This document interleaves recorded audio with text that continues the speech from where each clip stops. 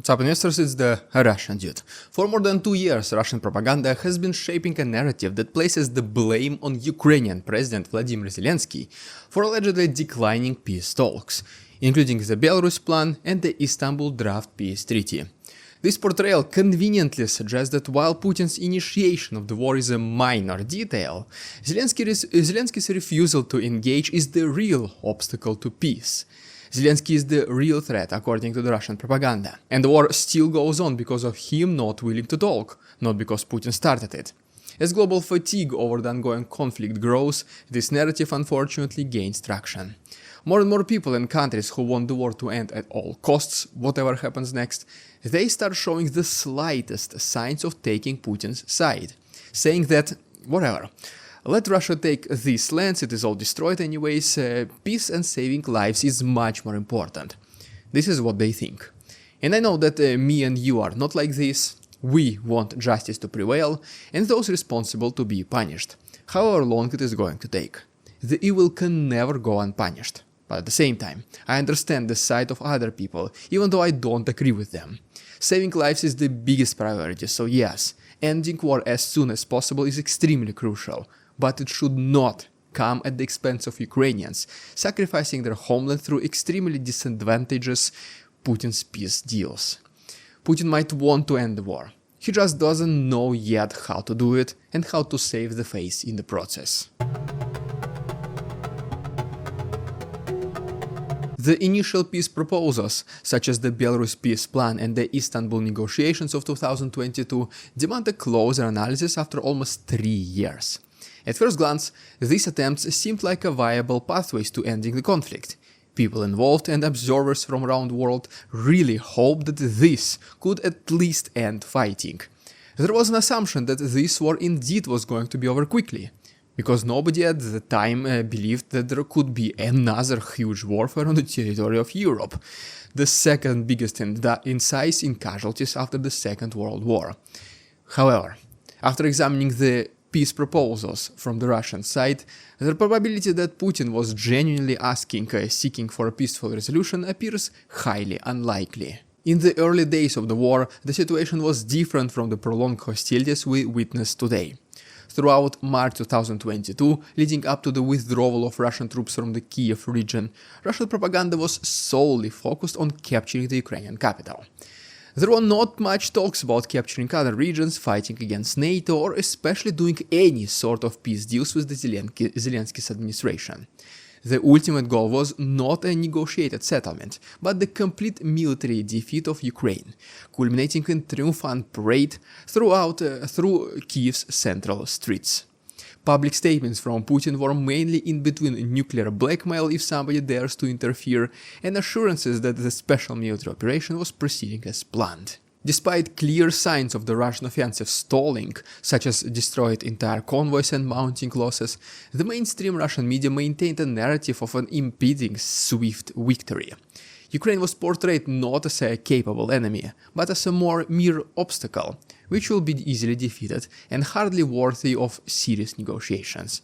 That is exactly why Putin tried to delay until the very last moment the very first potential peace negotiations, which still happened only less than a month after alleged 3-day war, and that this peace plan, if you can call it this way, was heavily favoring Russian terms. Because since the beginning it was obvious that under no circumstances Ukraine would agree to them, and this was the very first time when Putin was able to say with full confidence and somewhat evidence that it was Ukrainians who declined peaceful resolution. Before we talk about the second attempt at peace talks and whether they were different from the first ones, a quick word from today's sponsor, me. Thanksgiving 2024 is coming along with Black Friday sales everywhere, including our own merch, which you can find at the russiandude.com website. We learned from our mistakes, ditched the lower quality supplier we had in the past, and as a result the quality increased significantly. These shorts are extraordinarily soft and the print stays on after so many washes, like it is a brand new t-shirt all the time. We have a couple new items in the store, but I wanted to particularly show you these two new t-shirts we have. The first one is the Freedom of Russia flag over the map of Russia, implying that Russia will be free from Putin's grip. And you strongly believe in it if you wear it. And the second one is my own pop art style design with colorful logos in the back. That's my all-time favorite t-shirt from our store. I wear it every week, wash it, obviously. I also wash the hoodie, so don't worry. And just take a look, still looks like absolutely brand new t-shirt. We decided to run Black Friday promotion early, and as a matter of fact, it is already active on our website. You will get 25% discount on everything, not just t-shirts. And this discount will be automatically applied on checkout. You don't need to do anything extra. We just wanted to give you a chance to order things so they are delivered right on time for your Thanksgiving dinner with your family. And when you're out of topics to talk about, this might become a great conversation starter if you want to discuss Russian-Ukrainian war with your guests. The promotion will run only until November 30th, so please hurry up. If you ever thought about getting any of the Russian Dude merch for yourself or as a present, right now is the best possible time. This is also one of the best ways to support my work. Thank you so much, and now let's get back to the video. The Belarus talks and the Istanbul negotiations raised significant doubts about the authenticity and purpose. The Russian delegation to the Belarus talks was led by Vladimir Medinsky, a figure whose governmental standing did not reflect the gravity of the situation. He was neither a prime minister nor a high-ranking official, but someone whose involvement suggested a lack of genuine commitment to peace. It was as if Putin just wanted to humiliate the Ukrainian side even further, by sending somebody insignificant, not even military-related, while Ukrainians had mostly high-ranking officials and military representatives on their side. Well, Russians brought many people, whose names were unfamiliar even to Russian politics enthusiasts. Such decision implied that Ukraine was not considered a legitimate negotiating partner.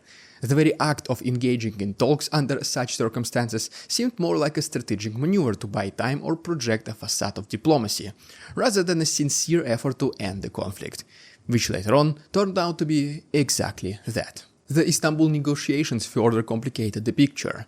They surfaced in the media only a year after they happened, casting Putin in a pacifistic light while portraying Zelensky as dismissive leader. The demands presented during these talks were not only unfeasible for Ukraine, but also appeared deliberately designed to be rejected. One such demand was the drastic reduction of the Ukrainian army to only 50,000 soldiers, a move that would effectively strip Ukraine of its ability to defend itself and compromise its sovereignty. If you think about it even further, such demand was the prelude to the future invasions by Putin. In an unlikely case scenario, Ukraine does accept Russia's terms and then eventually reduces its military to 50,000 soldiers. The war indeed might have stopped, which will give Putin time to work on mistakes, resupply the military, train new soldiers, come up with the new invasion plan, and later on find another reason to cross the border and swiftly seize the control, as originally planned. I mean, think about it. 50,000 people.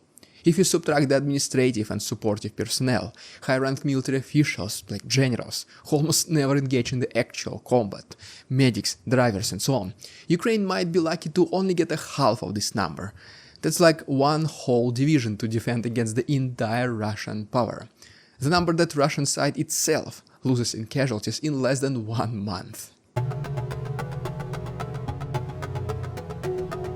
The pattern of presenting unacceptable demands is very much like Putin's pre-war ultimatums to NATO. These demands were not just unrealistic, they were humiliating and non-negotiable. The strategy seems to involve making proposals that are certain to be declined, allowing Russia to present itself as the suffering party and justify further aggressive actions. Putin uses it to say that we never declined peace, it was Zelensky who never wanted to talk. So they continued attacking us, forcing us to defend ourselves. He, though, never tells that he is forced to defend himself on the territory of another country. But okay, this approach aligns with the tactics of a bully, shifting blame onto the victim and using their refusal as a pretext to continued aggression. By setting terms that no sovereign nation could accept, Putin ensures the continuation of the conflict on his terms, while slowly but surely attempting to undermine Ukraine's international standing. That's exactly what we talked about in the beginning. More and more people, unfortunately, want Ukraine to surrender to some of Putin's demands in favor of ending the war and suffering. And every time Putin uses this excuse that it is Ukrainians who do not want peace, his narratives become just a little bit acceptable to the rest of the world. These so-called peace negotiations served multiple purposes for Putin's regime. They acted as a means to appease certain domestic and international audiences, demotivate Western leaders, and create a narrative that blurs the lines between aggressor and the victim. Beyond the strategic and political considerations, there is a personal dimension to Putin's continuation of the war. For Putin and his inner circle, the conflict represents a peak in their political careers, a thrill ride, if you want to call it this way, that elevates their global significance. Previously, these leaders were more focused on personal wealth accumulation and managing domestic issues. The war has shifted the spotlight on them, granting them unprecedented international attention. And I mean, the amount of money they have will last them until the end of their lives. It is 100% certain. It will most likely even be enough for their children and grandchildren as well. So when they lost the excitement of making billions of dollars, they suddenly decided to play the destiny makers. They wanted to try and shape the world to their liking, draw new borders, make new alliances, and sow the seed of doubt among their enemies. War is simply their new toy, which did not turn out quite like they wanted in the beginning, but they were able to adjust and start enjoying the process as well. Putin appears to enjoy his role in this high-stakes geopolitical drama. The war allows him to dominate global news cycles, influence election campaigns in other countries, and position himself as a pivotal figure in world affairs. This newfound image is of a huge contrast to the relative obscurity and domestic challenges he faced before the conflict. Nobody talks about the pre-2022 events anymore, at least inside Russia. The war is the central piece of regular Russians' everyday life that affects every single one of them, whether directly or indirectly. The war also serves as a convenient distraction from Russia's internal problems. Economic struggles, stagflation we talked about in previous videos, social unrest and infrastructural issues are overshadowed completely by the grand narrative of the national destiny, global confrontation, and personal heroic sacrifice. This diversion enables Putin to distance himself from the accountability for domestic shortcomings, while uniting certain segments of the population around a nationalist cause. It is simply extraordinary what slow, meticulous, and very strong propaganda can do, especially if it is focused in the wrong hands. So guys, it is our now responsibility to not let the world forget who started the war, and who is the one and only person to blame. You simply cannot start a fight for literally no reason, break the nose of your opponent, and then complain to everyone watching that he doesn't want to shake your hand and make peace. That's not how it works. Guys, thank you so much for watching. Please go ahead and check out our new merch. Don't forget about the 25% Black Friday discount on everything. And if you're thinking about supporting my work by buying our clothes, please order it today so it arrives on time for Thanksgiving.